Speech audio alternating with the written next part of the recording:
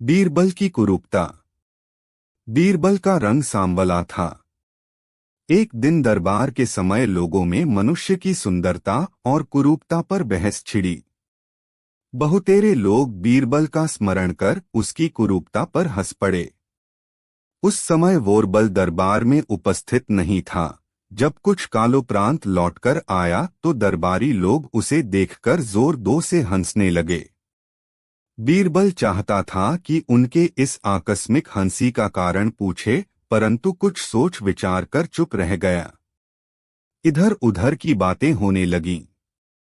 कुछ देर बाद बीरबल को अवसर मिला तो बादशाह से बोला, पृथ्वीनाथ, आज आप लोग बड़े हंसमुख क्यों दीख पड़ते हैं? बादशाह ने हंसते हुए उत्तर दिया, लोगों के हंसने का कारण तुम्हारी कुरूपता है। वे कहते हैं हम लोग गोरे और बीरबल काला कैसे हुआ? बीरबल बोला, अफसोस कि अभी तक आपको इसका कारण ही नहीं ज्ञात हुआ। बादशाह ने कहा, भला भाई, बिना बतलाए यह लोगों को कैसे मालूम हो? आप यदि जानकारी रखते हो तो बतला कर सबका भ्रम निवारण करें। बोरवल ने उत्तर दिया, पृथ्वीनाथ, जिस समय ईश्वर ने सृष्टि की रचना प्रारंभ की, सर्वप्रथम वृक्ष और बैलों की रचना की, पर इतना ही करके वह संतुष्ट नहीं हुआ। तब पशु और पक्षियों की बारी आई। इतना करके कुछ समय तक आनंद उपभोग करता रहा। फिर उससे भी उत्तम जीवों की रचना करने का विचार कर मनुष्यों की रचना की। तब वह अति आनंदित होकर पहले उसे रूप, दूसरे धन, तीसरे बुद्धि और चौथे बल प्रदान किया। चारों चीजों को जुदी दो रखकर सब मनुष्यों को फरमाया कि इन चारों में जिसे जो पसंद हो अपनी इच्छानुसार ले लेवे। इस कार्य के लिए कुछ समय भी निर्धारित कर दिया था। मैं बुद्धि लेने में रह गया। जब दूसरों बीज लेने गया तो समय बीत चुका था, इसलिए कोरा लौटना पड़ा। मैं बुद्धि लेकर रह गया। आप लोग भी धन, रूप, बल के लालच में पड़कर बुद्धि लेना भूल गए। इसी कारण मैं कुरूप हुआ। बीरबल के उत्तर से बादशाह और दरबारियों का मन टूट गया और फिर वे कभी बीरबल की हंसी न उड़ाई। एकांतवास की व्याख्या। बीरबल का नियम था कि दरबार से फुर्सत पाकर वह अपना कुछ समय एकांतवास में बिताया करता था। एक दिन जबकि वह दरबार से खाली होकर अपने घर लौट रहा था तो मार्ग में उसे एक आदमी मिला। वह बीरबल से पूछा, महाशय जी, क्या आप कृपा कर मुझे बीरबल के घर का पता बतला सकते हैं? बीरबल ने कहा, क्यों नहीं बतला सकता। तब वह उसको अपने घर का पता ठिकाना बतलाकर वहां से चलता हुआ वह मनुष्य पूछता दो बीरबल के घर जा पहुंचा और उसके घर वालों से बीरबल से मिलने का अनुरोध किया। वे बोले, ताऊजी अभी बाहर गए हैं, ठहर जाओ, थोड़ी देर में मुलाकात हो जाएगी। वह आदमी बीरबल के द्वार पर बैठकर उसके आने की प्रतीक्षा करने लगा। थोड़ी देर बाद बीरबल लौटकर आया। वह उसे पहचानकर आश्चर्यचकित होकर पूछा, दीवान जी, रास्ते में आपसे मेरी मुलाकात हुई थी, परंतु वहां पर आपने मुझे अपना परिचय क्यों नहीं दिया? बीरबल ने कहा, आपका कहना अक्षरशः सत्य है, परंतु आपने मुझसे बीरबल के घर का पता पूछा था, इसलिए मैंने अपने घर का पता बतला दिया। यदि मेरा परिचय पूछे होते तो मैं आपको अपना परिचय देता। उस आदमी ने कहा, लोगों के मुख से मैंने ऐसा सुना है कि आप नित्य प्रति अपना थोड़ा समय एकांतवास में बिताते हैं, सो उसका क्या कारण है? बीरबल बोला, आपको समझना चाहिए था कि एकांतवास से बड़ा लाभ होता है। अव्वल तो एकांतवास में विचारों की सूझ भली भांति होती है, दोयम एकांत मनन करने का सर्वोत्कृष्ट साधन है। यदि आप कहीं अलग बैठकर विचार करेंगे तो आपको अपनी परिस्थिति और ही देख पड़ेगी। वह मनुष्य बीरबल के उत्तर से संतुष्ट होकर अपने घर लौट गया। चतुर्मा के सुप्त। एक दिन बादशाह बीरबल के साथ बाग में बैठा हुआ गपाटक कर रहा था। गर्मी का दिन था। प्रातःकाल की मंद मंद हवा बह रही थी। बादशाह और दीवान गर्मी की पोशाक पहने हुए थे। उस सुहावने समय में वे बड़े खुश मालूम होते थे। उनके बातों की लड़ी टूटती ही न थी। प्रसंग चलते दो बनियों का जिक्र आया। बादशाह ने बीरबल से पूछा, बीरबल, क्या यह सच है, लोग अक्सर बनियों को चतुर माँ के बेटे क्यों कहते हैं? बीरबल ने उत्तर दिया, पृथ्वीनाथ, सचमुच बनिए ऐसे ही पाए जाते हैं। बादशाह ने कहा, अच्छी बात है, परंतु इसका प्रमाण देकर मेरी शंका निवारण करो। बीरबल ने तुरंत एक सिपाही के द्वारा थोड़ी सी मूंग की फुरमाइश कर बाजार से 4 बनियों को बुलवाया। दीवान का संदेशा मिलते ही बनिए के नमूने सहित तुरंत हाजिर हुए। बीरबल ने पूछा, साहजी, इस अन्न का क्या नाम है? बनिए विचार में पड़ गए और मन में सोचा कि यह अन्न एक प्रसिद्ध खाद्य है और इसका नाम भी किसी से छिपा नहीं है, कारण कि परमात्मा ने इसकी उपज भी अच्छी दी है। इसके अंदर कोई भेद की बात जरूर है, नहीं तो बादशाह इसका नाम मुझसे क्यों पूछता? उत्तर भी सोच समझ कर देना चाहिए। चारों बनियों ने मिलकर एक मत किया। उन्होंने सोचा कि यदि मूंग को मूंग ही बतलाया जाए तो बादशाह इससे प्रसन्न नहीं होने का, तब आखिर ऐसा कौन सा नाम बल्लाए कि बादशाह की प्रसन्नता हो। अभी इनका मिसकाउट चल ही रहा था कि इसी बीच बादशाह ने फिर पूछा, क्यों साहजी, आप लोग अभी तक क्या सोच रहे हैं? इसका नाम क्यों नहीं बतलाते? थोड़ी सी मूंग हाथ में उठाकर एक बनिए ने उत्तर दिया, पृथ्वीनाथ, यह तो मुझे उड़द जान पड़ती है। दूसरे ने कहा, यह मटर जान पड़ती है, परंतु मटर में छोटी है, इसका ठीक ठीक नाम स्मरण में नहीं आता। तीसरे ने कहा, यह मिर्च जान पड़ती है। उनकी ऐसी चौरंगी बातें सुनकर बादशाह ने कहा, तुम लोग मुझे खप्तुलवास जान पड़ते हो। यह गह मूंग। बनियों ने कहा, हाँ गरीब परवर, वही वही जो आप कह रहे हैं। बादशाह ने फिर पूछा, वही वही क्या? नाम क्यों नहीं बतलाते? बनिए बोले, गरीब परवर, जो नाम अभी आपने बतलाया 150 था वही। बादशाह भी पर में पानी लगने देने वाला नहीं था। उसने कहा, अभी मैंने किस चीज का नाम लिया था? बनिए फिर चालाकी खेल गए और बोले, गरीब परवर, हमको विस्मरण हो गया है। बादशाह ने कहा, हाँ हाँ, मैंने मूंग का नाम बतलाया था। बनियों ने कहा, जी जी पृथ्वीनाथ वही। इतना होने पर भी बनियों ने मूंग का नाम अपनी जबान पर न लाए। बादशाह उनकी इस चातुर्यता से अति प्रसन्न हुआ और सबको घर जाने की अनुमति दी। यकीन शाह पीर। आज बादशाह अपनी वर्षगांठ मना रहा था। दूर दूर के लोग इस उत्सव में अपना 2 तोहफा लेकर आए हुए थे। एलचियों की तो मानो भरमार हो रही थी।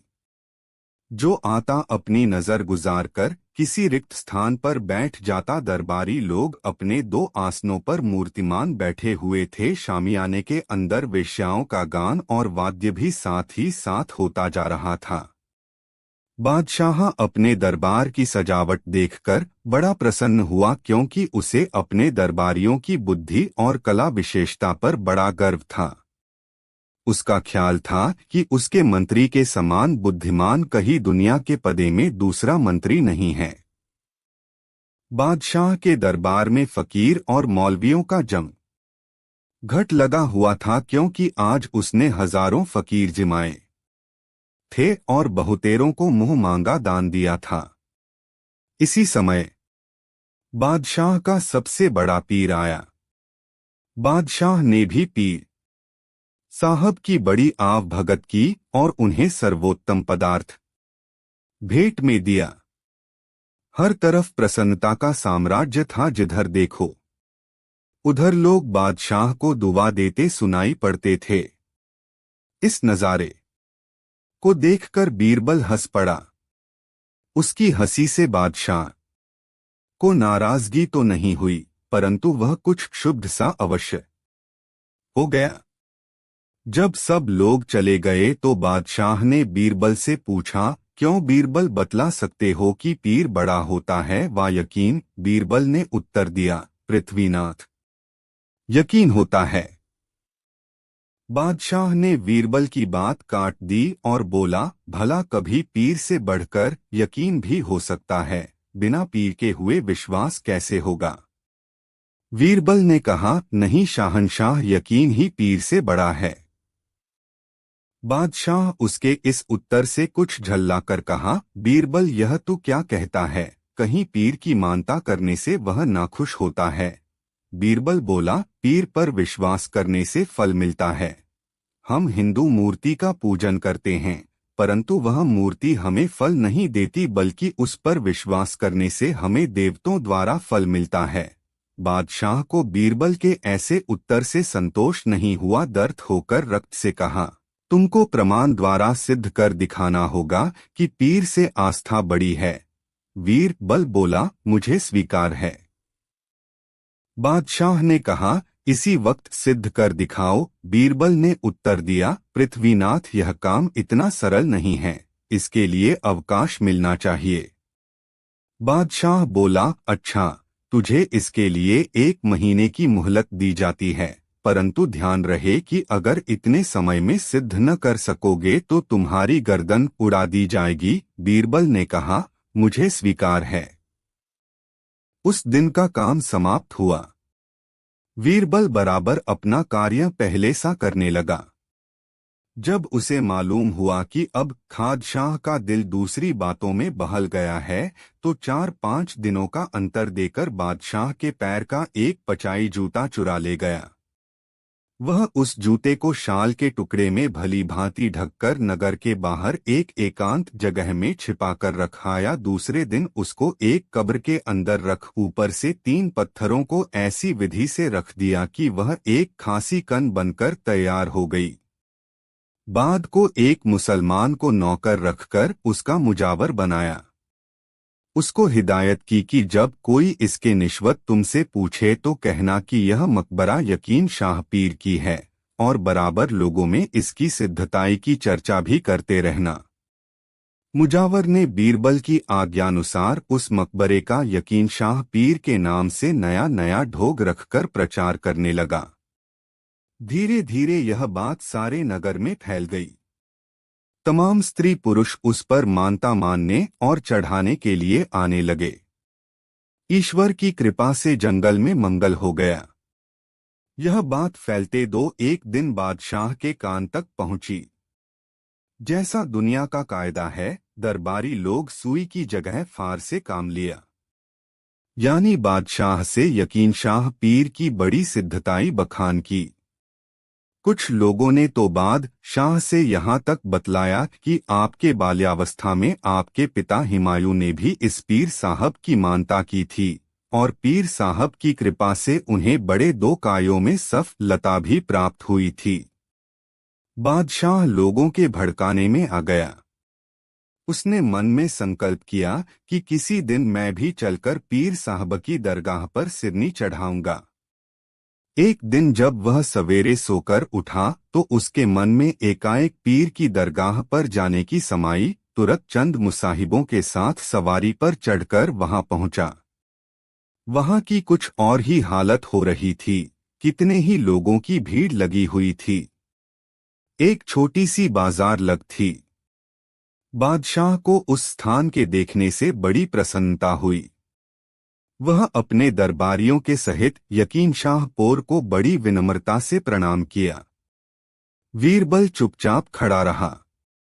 बादशाह ने बीरबल से कहा, सब लोगों ने तो पीर को प्रणाम किया, परंतु तुमने नहीं, सो क्यों? तुम्हें भी मुना एक सिव है कि पीर साहब को प्रणाम करो। बीरबल ने कहा, मैं प्रणाम करने को तैयार हूँ, परंतु आपको भी मेरो एक बात माननी पड़ेगी, यानी पीर से आस्था को ही प्रधान कहना पड़ेगा। बादशाह ने उत्तर दिया, मैं इस समय भी यही कहने को प्रस्तुत है कि आस्था से पीर बड़ा है, और तुम्हारे सामने ही इस बात की मनौती भी करता हूँ कि यदि मैं प्रताप सिंह पर विजय प्राप्त कर लूंगा तो इस कवर पर मखमली चादर बिछाऊंगा और मलीदा चढ़ाकर यहीं पर मौलवी और फकीरों को खाना खिलाऊंगा। बादशाह और दीवान इस विषय पर वादा विवाद कर ही रहे थे कि उसी के दरमियान एक सवार तेजी से घोड़ा दौड़ाता हुआ आया और बादशाह को सलाम कर बोला, पृथ्वीनाथ, शाहजादा सलीम ने कहलाया है कि मेवाड़ का राजा प्रताप सिंह ने अपनी हार स्वीकार कर लो है और आशा है कि कुछ ही देर बाद मेरे अधीन भी हो जाएगा। इस आनंदवर्धक समाचार को सुनकर बादशाह के रोम दो प्रफुल्लित हो गए और बीरबल को नीचा दिखलाने के अभिप्राय से बोला, कहो अब भी आस्था को पीर से प्रधानता देने को तैयार हो वा नहीं। देखो इधर मनौती की और उधर से शुभ समाचार आ पहुंचा। बीरबल बोला, पृथ्वीनाथ, बिना आस्था के हुए आपने पीर पर मन्नत नहीं की थी। यदि आपकी पीर पर आस्था न हुई होती तो आप कदापि मानता न मानते। कौन सा अच्छा। एक दिन बादशाह अपने दर में बैठा हुआ दरजारियों से दिल बहलाव की बातें कर रहा था। इसी दरमियान बीरबल भी आ पहुंचा। बादशाह ने बीरबल से पूछा, बीरबल, क्या बतला सकते हो कि फल कौन सा अच्छा? दूध किसका अच्छा, पत्ता किसका अच्छा, फूल कौन सा अच्छा, मिठास कौन सी अच्छी, राजा कौन अच्छा? उपस्थित मंडली में एक भी ऐसा न था जो ऊपर के प्रश्नों का उचित उत्तर देता। तब बादशाह ने इसका भार बीरबल के ऊपर दिया। बीरबल बोला, पृथ्वीनाथ, फलों में बेटा अच्छा है जिससे बाप दादों का नाम पुस्त दर पुस्त चला जाता है। दूध माता का उत्तम होता है जिससे सबका पालन पोषण होता है। पत्ता पान का अच्छा होता है, इसके देने से नौकर स्वामिभक्त हो जाता है, यहाँ तक कि उसके लिए प्राण तक न्योछावर करने को उद्यत हो जाता है। फूल कपास का अच्छा होता है कारण कि उसके सहारे संसार भर की लज्जा रहती है। मिठास वाणी की अच्छी होती है जिसके फल स्वरूप बिना पैसा कौड़ी के लोग वश में हो जाते हैं। राजाओं में इंद्र महान है जो पानी बरसाकर जगत को पालता है। बीरबल के ऐसे उत्तर से सब सभासदों के सहित बादशाह अति प्रसन्न हुए और बीरबल को कई बीघे भूमि जागीर दी। इस मन्नत पर बादशाह ने हंस दिया और उसे संबोधन कर बोला, क्यों बीरबल, अब तुम्हारी अक्ल ठिकाने आ गई? आखिरश लाचार होकर तुम्हें भी मानता माननी ही पड़ी। बीरबल ने उत्तर दिया, बेशक पीर साहब की ही शरण लेनी पड़ी। पश्चात वह सब दरबारियों सहित कब्र के समीप जा पहुंचा और उसके बीच वाला पत्थर अपने हाथ से उठाकर अलग रख दिया और उसके भीतर से उस गठरी को निकालकर बाहर किया। बादशाह इस बात को देखकर बड़ा हैरान हुआ और बीरबल से उसका कारण पूछा। बीरबल ने उत्तर दिया, पृथ्वीनाथ, यही आपके यकीन शाह पीर हैं और आपने इन्हीं की मानता की थी। बादशाह को उस शाल की गठरी के भीतर अपने जूते की पवाई देख कर बड़ा आश्चर्य हुआ और लज्जित होकर अपनी गर्दन नीची कर ली। बीरबल बोला, गरीब परवर, अब आप ही फरमावें कि आस्था बड़ी है व पीर अपने मन का विश्वास ही मुख्य है। जब विश्वास नहीं रहता तो मानता भी निष्फल हो जाती है। इसलिए आपको कहना पड़ेगा कि मुख्य विश्वास ही है। बादशाह ने बीरबल की बात मान ली। यकीन शाह की बड़ी शोहरत हो गई थी जिस कारण वहां पर काफी धन संचित हो गया था। उस धन से बीरबल ने वहां पर एक मस्जिद बनवा दिया। बीरबल की बुद्धिमानी से बादशाह को मात होना पड़ा। गौ की महिमा। एक दिन बादशाह के सामने लोग गौ की उपयोगिता पर विचार कर रहे थे। सबों ने गौ की एक से एक बढ़कर महिमा बतलाई। उस समय एक मौलवी साहब भी वहीं बैठे हुए थे उन्होंने कहा, गौ को मैं भी गुणवती कहने को तैयार है, क्योंकि हमारी पुस्तकों में भी एक स्थान पर गौ के दूध को